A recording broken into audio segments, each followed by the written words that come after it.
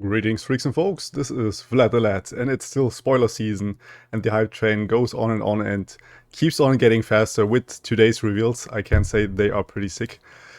They are actually all screaming PYKE, so like I anticipated my camera, my microphone. Like I anticipated yesterday, that we will get today probably the PYKE cards, and most certainly tomorrow we will see PYKE as the champion reveal, one of the three champions. We have seen Rek'Sai so far. We are off to go with PYKE and Echo. And I want to do today's video a bit different. Normally I react to the cards, but I had a look on them beforehand and I thought a bit about it, so I want to give you my second impressions on that. We start off with the Redfin Hammersnout, which is like all of these cards are super low cost, by the way. Like, this is the lowest curve I've ever seen in any release set. So we start off with the most expensive one, which is a 2-mana card, and it is a 1/2 body for 2 mana. It says play, grant an enemy vulnerable. It has Lurk himself and is a lurker. So I thought a bit about this, and I don't really know if this takes the place for the other card that we saw, the, what's it called? Snapjaw Swarm. I don't really think it will, because the Snapjaw Swarm has one attack less, right? But it will start a free attack, so you also can proc the Lurk on the enemy attack, which is really important, as you only can trigger this once per round. So what we know so far, like I was also saying in the video yesterday, if you haven't checked it out, you can do this up there, where I was talking about the Lurk cards as well. That you probably, if you exchange the Lurker on top of your deck by any draw a card or put something on top of a card, you could actually, with the double attack, could go with the double Lurk effect, but we don't know yet if that's the case. So this card is sort of a mini Merciless Hunter, so to say, as you grant vulnerable with it. And we have to wait and see what PYKE does, because I'm pretty certain, if I see the rest of the cards as well, that he will have to do something with vulnerable, and also the level up condition of him will have to do something with Lurk and vulnerable, I think is my best guess.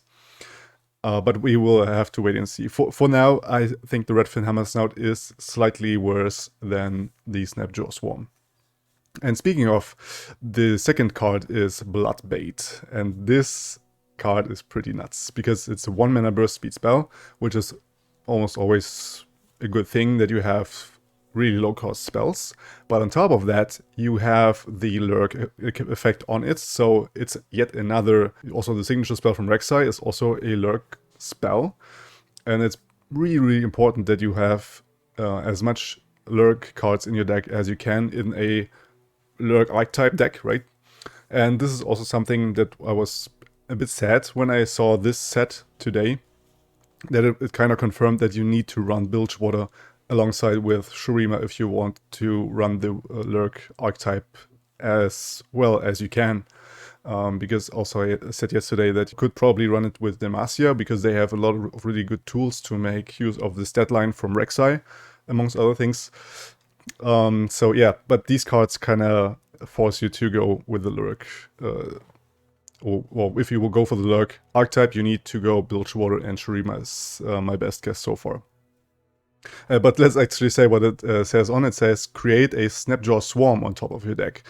And this is awesome. First of all, Snapjaw Swarm is really good, like I mentioned some minutes ago, because it starts a free attack on the enemy turn. But most importantly, it will definitely put a Lurker on top of your deck. So this is yet again a super cheap way to enable this. Normally you would go with Predict to do that, but this is a 1-mana guaranteed Lurk effect, or guarantee get the Lurk off effect, and you know that you draw another Snapjaw Swarm in the next round. So this is, yeah, I think also pretty much a auto-include in the Lurk archetype if you run Bilgewater, from what I can tell now. So we'll have to wait and see, and also what the other cards do, and have to test around how good this is and how many you would run. But I think from now on, from now standpoint, I would say you almost run this as a 3-off in a Lurk deck. Then we have I think my favorite card from today's release. It's the List, and it's a 0 mana slow speed spell. We have, I think, none besides Thermogenic Beam, where you can play this for 0 mana, and the other where you get the turrets. But other than that, I don't know if we have. Yeah, I mean, right off calling, right? Yeah, but we don't have a lot. Let's go with that. And it says grant an enemy vulnerable, so it's sort of a cheaper You've Been Warned. And it says on if it's already vulnerable, the strongest ally starts a free attack challenging it. And yet again, yesterday in yesterday's video where I said Demacia is good with Lurk, you want to run this because of the Cataclysm where you start a free attack challenging the enemy, and this just does that, but not for 3, but for 0 mana. And this is one of the reasons why I think Demacia gets a bit useless from that point onwards. If you have things like the List, and I searched a bit for you guys, it was a lot of effort actually, to the vulnerable keyword, or what vulnerable does in Bilgewater and Shurima, and it's just a ton. Like, we have Exhaust, we have Shakedown, we have You've Been Warned, we have the Hired Gun, we have Rockhopper, we have Ruthless Predator, we have Merciless Hunter, we have Chum the Waters, Becca Sense. Like, there's a million ways to give or grant something vulnerable, and to pull off the List is also really easy to that degree. And like I said, PYKE potentially also will have something with vulnerable.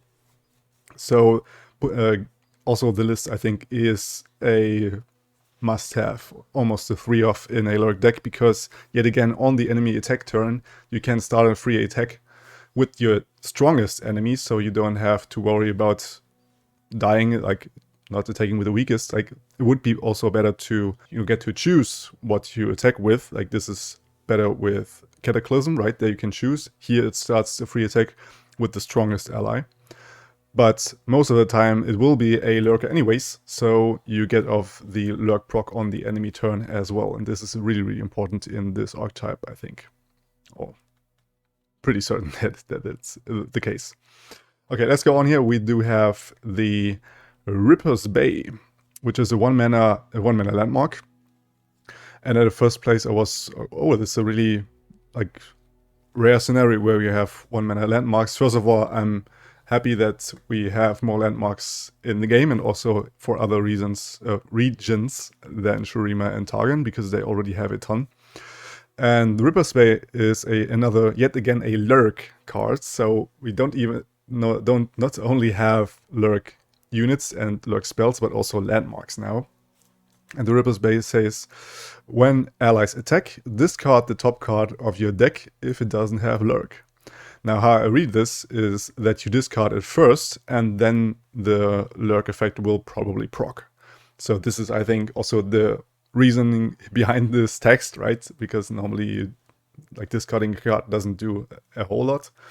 It's sort of another toss mechanic, so this is something we need to think about. Maybe PYKE will have something to do with Deep as well. Probably it will be an archetype where you go Lurk and Deep, although I'm not pretty sure if that will work. But this is a staple in that archetype if it will exist, as you discard a card, like tossing basically for free upon every attack if you don't have the Lurker on top of your deck.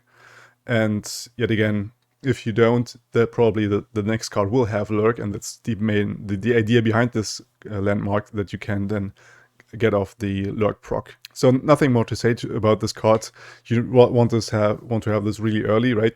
So it can suck if you top deck this later down the line. So I don't know how many you would run in the deck. Probably if you will have predictions anyways, you can run this as a 1-off or as a 2-off and find it anyways early in the game. It's also something you want to predict in a Lurk deck, right? Because it has Lurk itself. So you get nice and early, get predictions off, and before you attack, and then you know that there is this landmark on top, has Lurk, will proc the Lurk effect, and then you play it afterwards if you haven't found it in your opening hand. Alright, and then we have, last but not least, the Sharkling. It's a pretty vanilla 1 mana 1/2, and it has Lurk. Nothing more about it. And in direct comparison to the other Shurima Lurker that we saw for 1 mana, the Xerxai Hatchling, this is way, way better. I know you might think, but this has 2 HP, the other one. Yes, but this has Fearsome. And this is especially in the early stages of the game, where you don't want to lose your units, especially the Lurk units, where you want to be able to reliably proc the Lurk effect without any downside. And there is almost no unit for 1 mana that can block into a Fearsome unit. So you're really safe to attack with this turn 1, and you're not safe to attack with the Sharkling turn 1. This is the main downside of it. But probably you will run it anyways, because it's just another 1 mana Lurker, right? With the Lurk effect. And for that reason alone, I think you will run it if you run Bilgewater and Shurima in the package, and probably you will have a 3 of Xerxai Hatchling and a 2 of Sharkling, I think is my best bet as a deck builder, you know. Alright, so this is basically all we have today. Thank you guys very much for watching. Tomorrow we will probably see PYKE, and I'm hyped for the PYKE. I hope you are as well. If you want to see that, you stick to this channel if you haven't already. Subscribing is a good idea, and until tomorrow, you stay legendary. Blood out.